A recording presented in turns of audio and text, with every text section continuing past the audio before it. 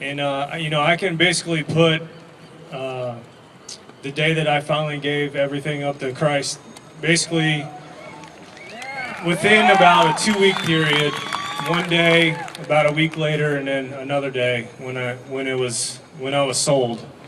And I'll touch on a little bit, but last year when I spoke, I basically went through how I grew up in a church. My mom worked at the church. I was at the church every day. And as I got older, I kind of got away from the church, and not that I didn't believe, but I had spent so much time there that I was kind of worn down.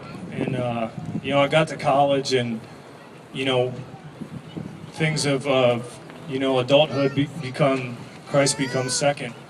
And so I get to pro ball, and things are really cruising along. And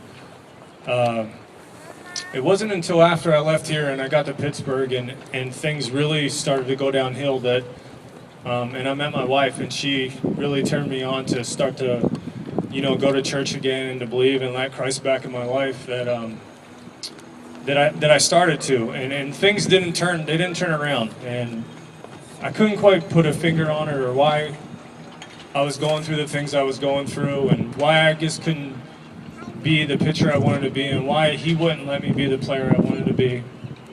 But it was basically the summer of 2010.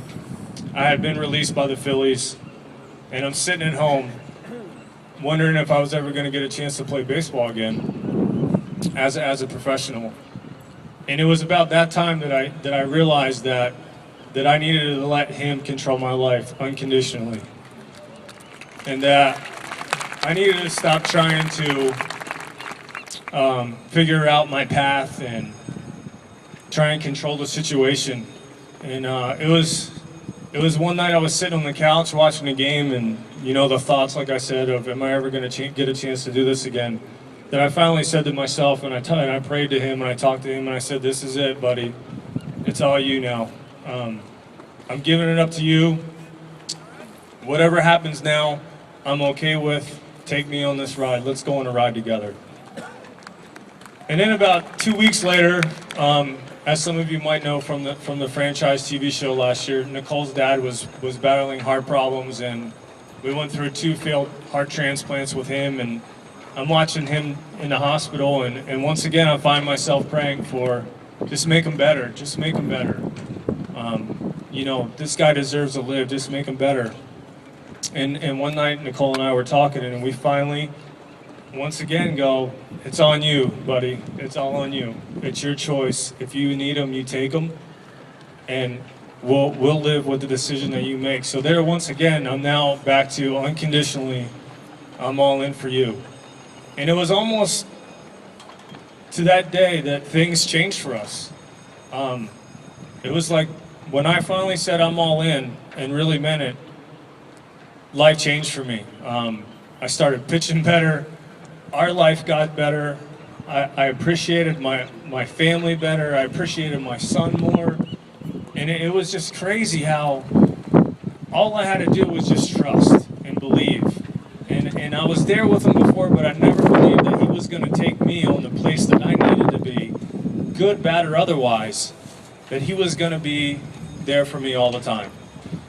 And it's really, this year started out the season great, and it's funny how things come circle and circle and they come back around. I start the season great this year, everything is going good.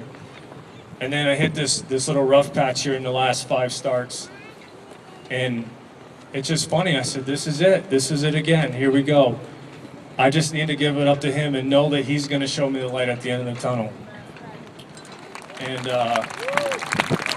once again, my wife, she's a great lady, by the way. We're laying in bed one night, and I never question him anymore, or say, why are we doing this? But I talk to him and I ask him questions in conversation, but not out of doubt. And she was sitting there and she said, I don't know if there's people out here that listen to Joel Osteen. I know he's some do, some like him, some don't like him. I personally think he's great. I love the way he gives his message, and he gets right down to the point to you and tells you what God thinks about you personally. And she's like, I listened to a sermon today that you need to listen to. It was called Second Wind.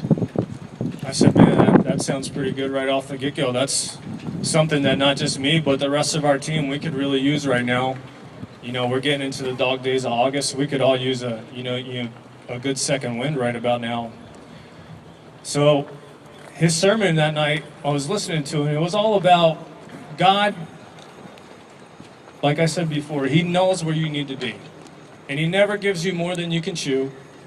And he puts us in situations in tough times to make us stronger for the next step. So here I am going, well, I'm struggling right now. But guess what? He is getting me ready for September. He's getting me ready for the playoffs. He's getting me ready for the World Series. And then once again, I just smile and I laugh and I say, it is so awesome how unconditionally, once I've given up to him, I can relate every day, dad, husband, baseball. And it just makes me feel so much better to know that I got him on my side at all times. And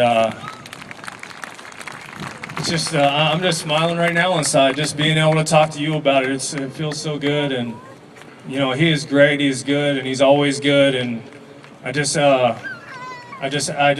you guys to put your trust in God at all times and believe him unconditionally, no matter what, good times and bad times, and he'll bring you out the other side. Thank you very much.